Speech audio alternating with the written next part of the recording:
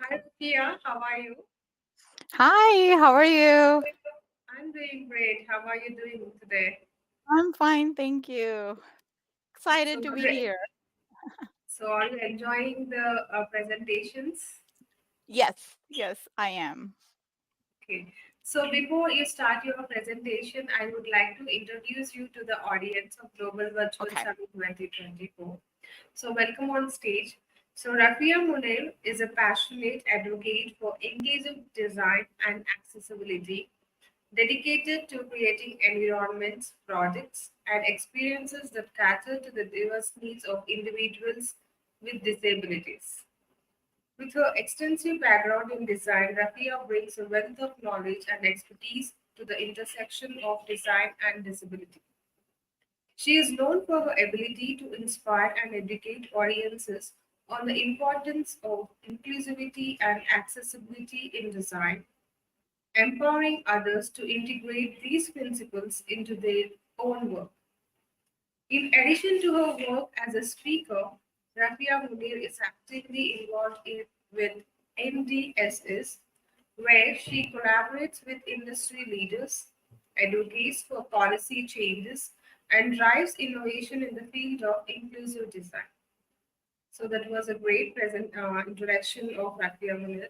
So yes, you can occupy the stage. Good luck. Thank you so much.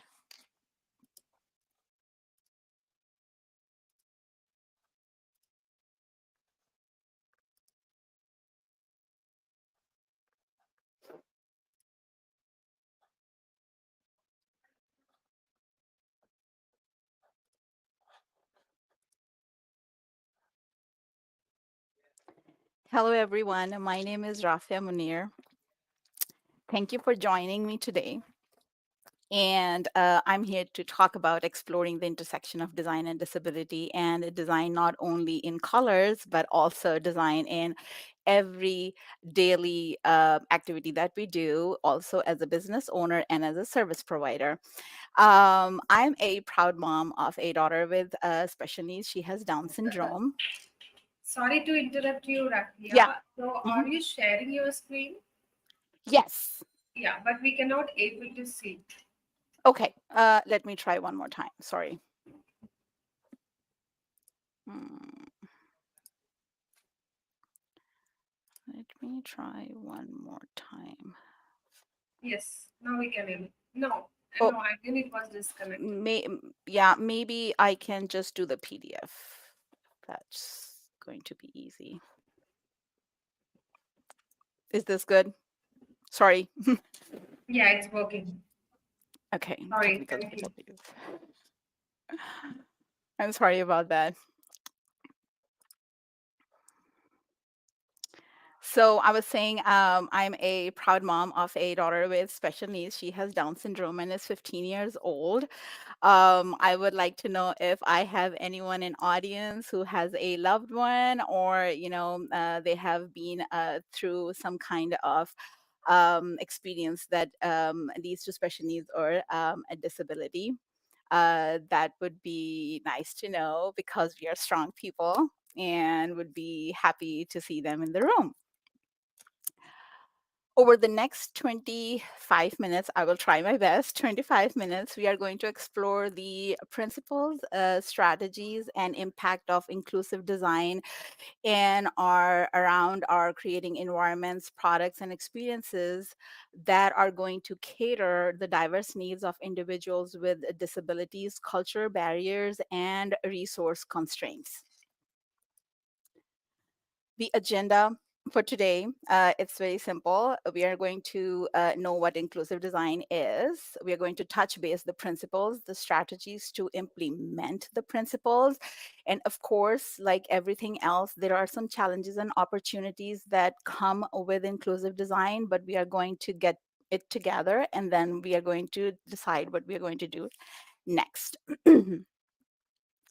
So, what is inclusive design? Inclusive design is an active mindful, intentional process of product development.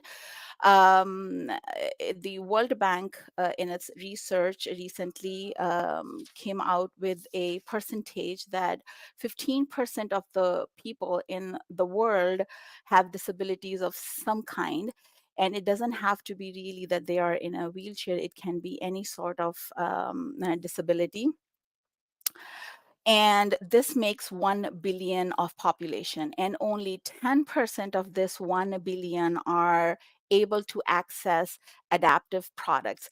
And these adaptive products are not only just the websites or the mobile apps or anything in the technology, but it also comes in the form of fashion and our daily uses, just as the automatic doors and different kind of gadgets, such as um, height adjustable tables, etc. We'll go through those examples, but this is just something that I want to introduce you guys with.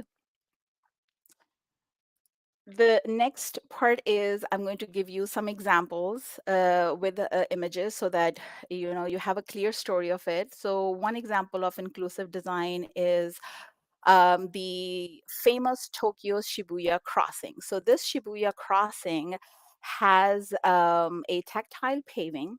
The audible signals are multilingual and are also useful for the pedestrians who are deaf or hard of hearing. And then the widened pedestrian crossings are helpful for the pedestrians who are either using wheelchairs or are blind or visually impaired, and they need to navigate safely or independently to cross the roads, or even the moms with the strollers or parents with the strollers.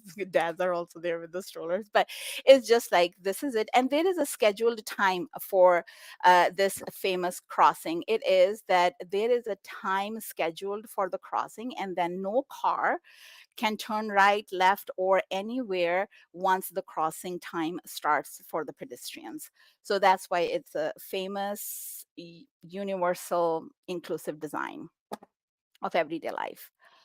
The next is the example of technology. In technology, we all, some of us use the Apple iPhone, and Apple iPhone has a set of features for accessibilities, which are my favorite myself. I use them because I need text size and display a little bit different from what my kids need. At some point of this age, I cannot see better on my cell phone. And I guess this is with the other people as well. This is the technological example, and I can give you a clear view of the settings here is voiceover, zoom, magnifier, and motion and audio descriptions of anything. Like, for example, Siri gives you notifications if you have AirPods on, or if you have the setup that once something comes, Siri should notify you with the voice, so that wherever you are, you don't have to actually start reading if that's not something that is your preference. The third example is fashion. Tommy Hilfiger and Nike are my favorite because they have adaptive clothing. Having a daughter with Down syndrome, I'll give you an example. She loves to wear jeans, but she cannot wear jeans that have buttons and zip all together in case she has to rush to the restroom. And at the age of 15, she doesn't want me to help her, right? She wants to do it herself. So here comes the adaptive clothing, where she has jeans with magnetic closure. So now that's helpful for her, and she can manage them herself. And that's why I'm the customer for these brands. Adjustable hems and easy access openings are other features that are provided, and you can see from the image I took from Tommy Hilfiger that how much adaptive their clothing is.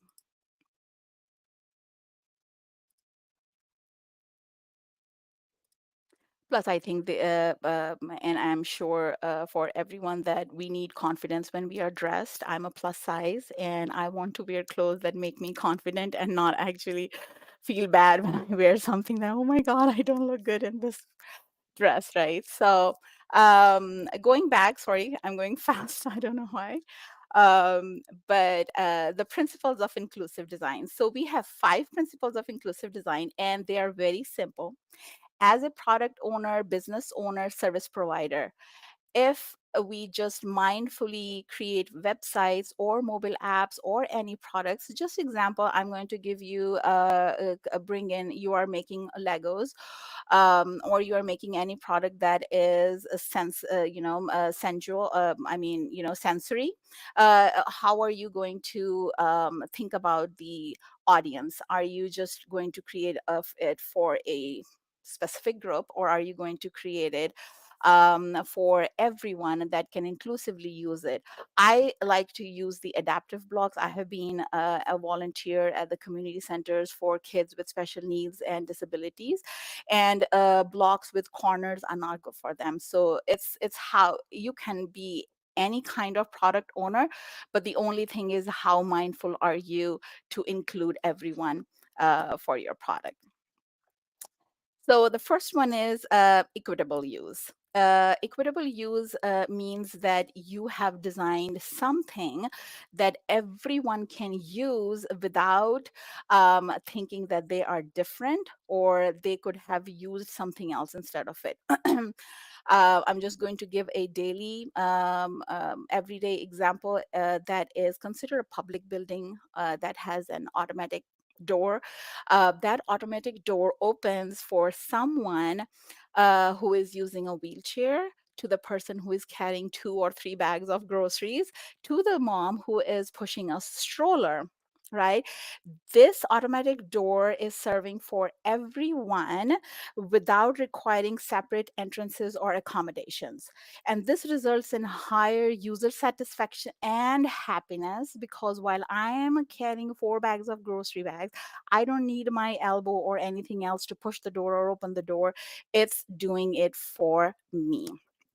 So I am extremely happy with that public builder, right? The public building engineer. I love him at that point because he helped me out a lot. Hi everyone. Hi. I just saw the messages. Hi, hi, hi. If you want to go a little bit deeper of the equitable use in the digital world, it would be adjustable font sizes. Just we were looking as the accessibility settings in the iPhone. That would be my favorite. My son has color blindness, which is actually, I think, is common among males, but high contrast modes are the best options for him.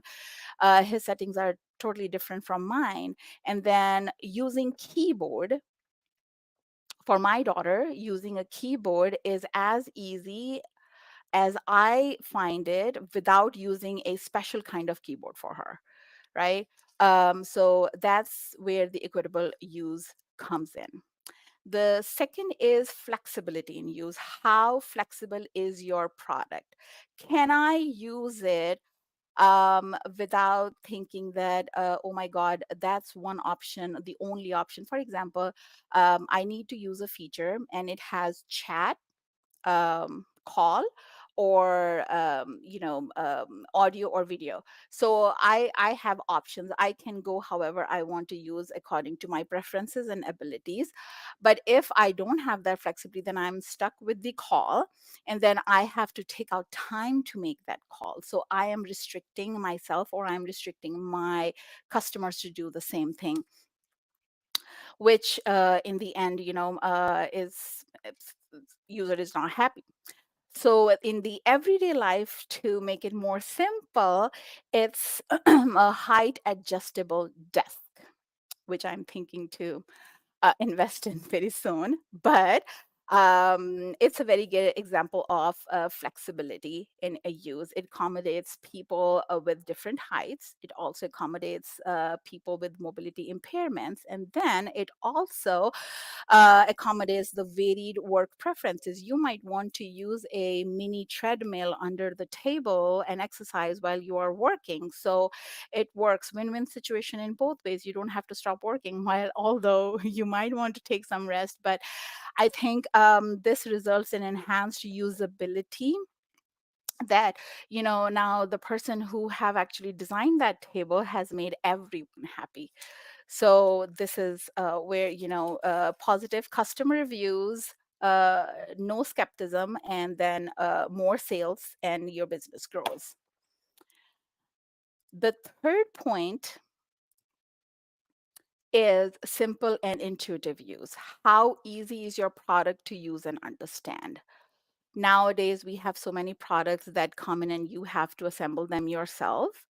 If that is easy, okay. If it is not, then you're, pulling your hair and you're trying to call someone from the, app and saying that, I need help and, come and fix my furniture. I couldn't do it. So, how easy and simple is it? For the apps and for the website, anything that can be done in few steps, 1 2 3, and you booked an appointment, is the best, simplest, intuitive use of technology. And in our daily lives, we do that with push pull door signs and the push button to open the door automatically while we are using the strollers or the wheelchairs.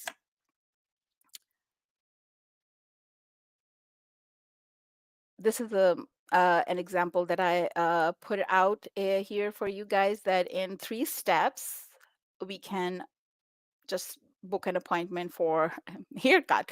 You can also book an appointment for a website session or something, because everything can be discussed after the appointment is done. We don't have to, know everything in the form to like 6 to 10 pages.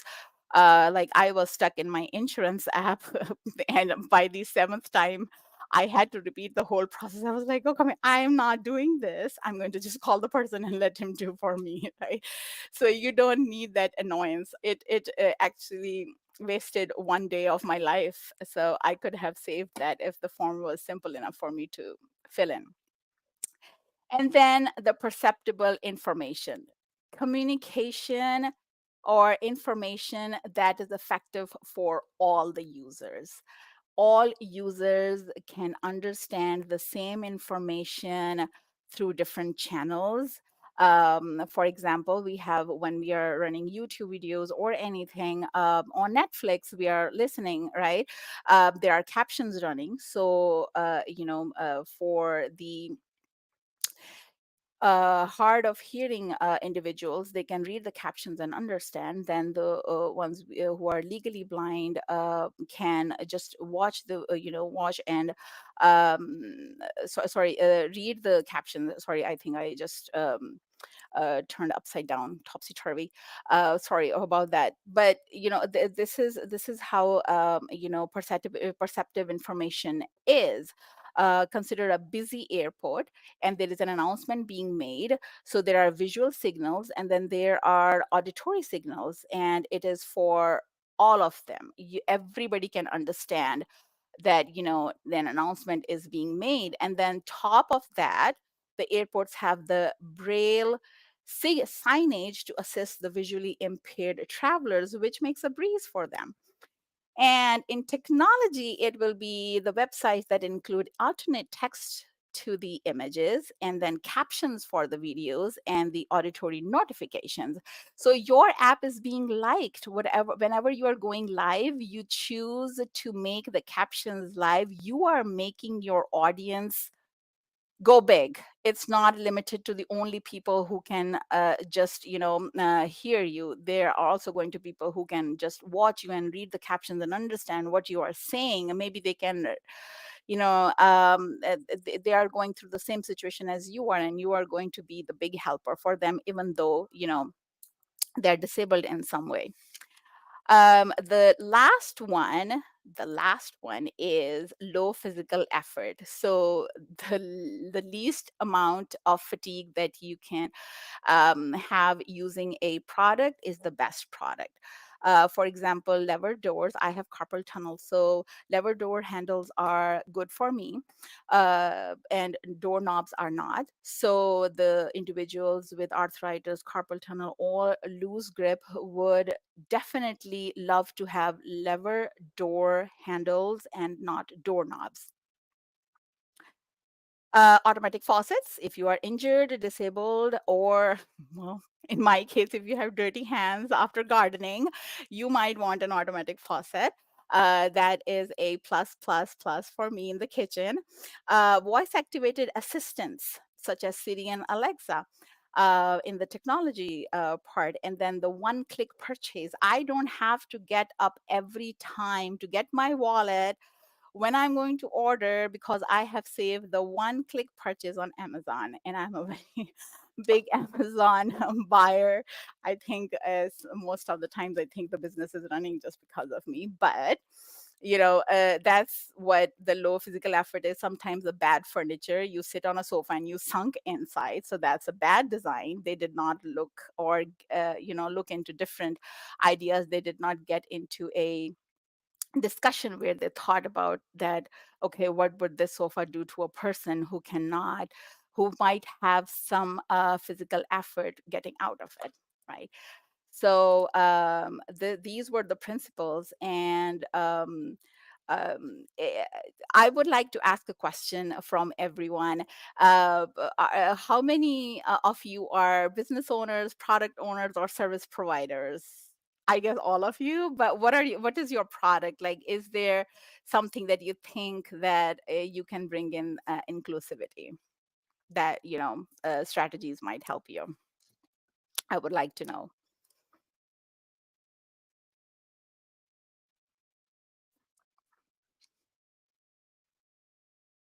I think coaching is the one thing that by default it just intercedes with empathy. Like you cannot do coaching without empathy.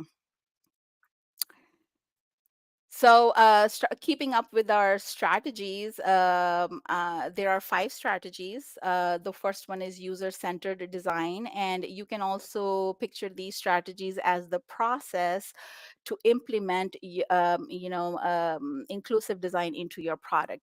And that would be that you involve individuals with disabilities from the beginning into your product development.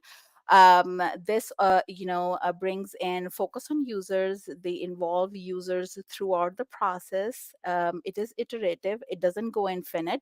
It's like in one or three iterative processes the product is done because it's tested, and I'll let you know when it's tested. But you don't put the product into the market until you have tested and proven that it is going to help and bring in money for your business. And it also creates empathy, accessibility, and inclusivity for everyone. The second strategy is to implement the accessibility guidelines and standards. So this is a serious kind of technical requirement, and you don't need to know all of it. You might get a mentor who is expert in ADA compliance and WCAG for your products or for your website and mobile apps, and they might be able to give you a good idea of how you can, and they're not going to be big things, just small things in your website and your mobile apps. The font and the background contrast is readable. There is no fancy font so that they are readable. The colors are actually not very bright or very tinted, but they have to have a good contrast with whatever the text is going on. The images should have alternate text, so it is very, very minimal changes or improvements that you can do to your digital products that can bring in inclusivity and help the users to go through your product much better. Collaborative design teams build diverse teams. And that means you can bring people from different cultures. You need, just going through Nike, they have a sportswear for Muslim women. They have hijab as well. So I guess they went through that part where they collaborated with Muslim sport women, and I appreciate that a lot. Thanks to Nike. And collaboration also brings diverse perspectives, enhanced creativity. You think something out of the box, and that's what you need for your product. You don't need a product that is always already there in the market and it's not different from the other one, except for that it's a different color. You want something that beats it in the market. And I think bringing in design teams and more perspectives gives that enhancement. The inclusive prototyping and testing is where you actually test your sample, your product. It doesn't have to be a mobile app or a website. It can be anything. It can be adaptive Lego blocks or something. You test them, and once the testers are happy, it means that your product is ready to reach the market, and you will have success, and there will be an increased user satisfaction. And it also reduces your cost, because if you have not tested and you have not gone through these 5 levels, then what happens is you get negative reviews, or the product fails and it comes back, and you have already done the distribution, you have invested a lot, and then it just like you have to go through it all again. So just to avoid all that, I think before putting out some product in the market, whether it is digital or physical, you have to test it and prototype it. The last one is continuous learning and improvement. So just keep yourself aware. You don't have to go through a certification or something, but just keep yourself aware, and continuous quality assurance of your product is one thing that stands out here, because something that is working today might not work in the next 1 to 5 years, and something that is not working today with your product might be actually working in the next 5 years.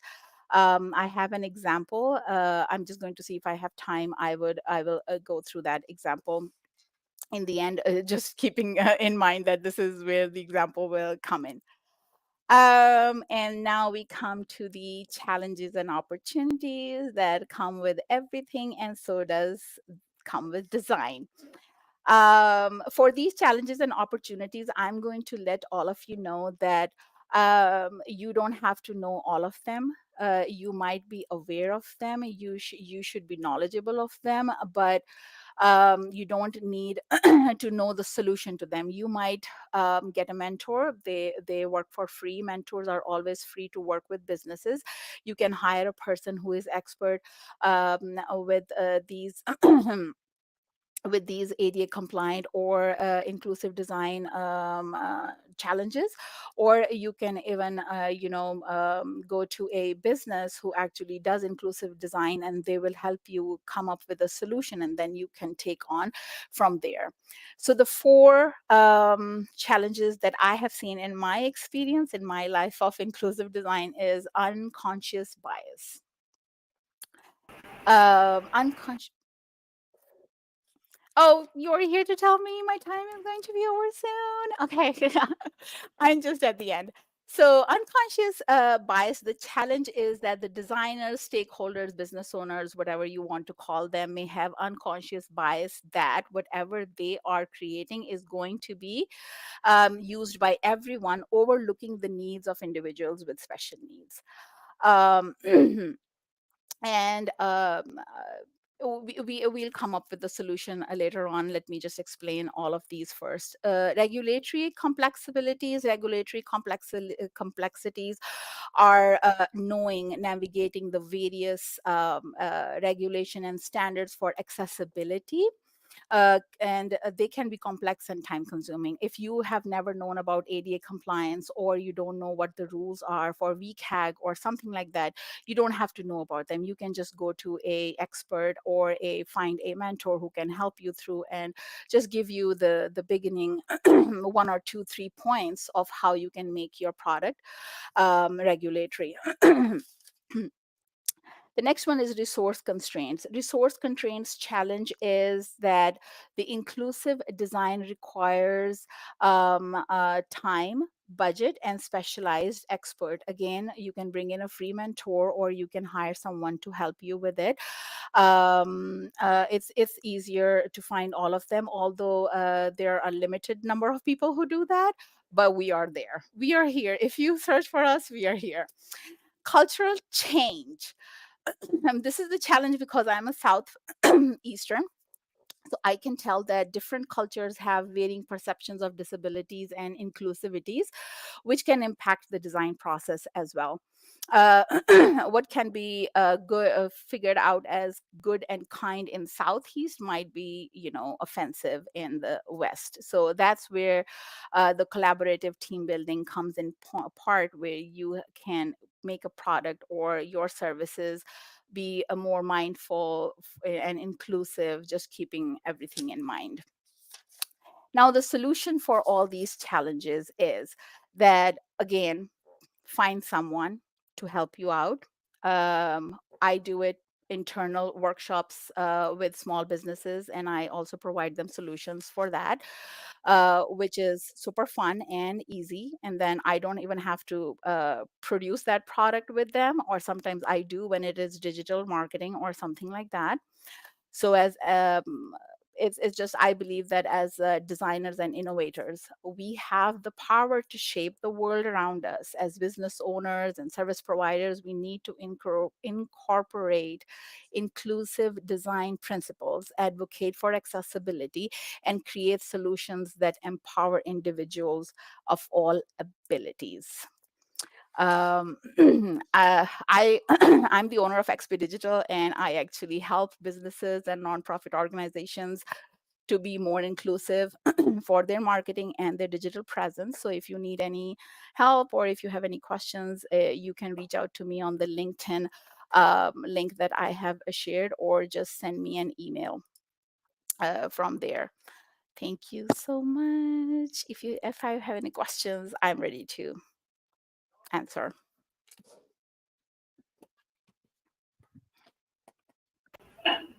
Thank you so much for the enlightening speech. You drew the audience with your great presentation. So questions will be sent to your email address because we are running out of time, and we have other time slots to be accommodated with. Thank you so Yeah, much for your time. sure. Thank Thank you so much. Bye. you. Bye bye.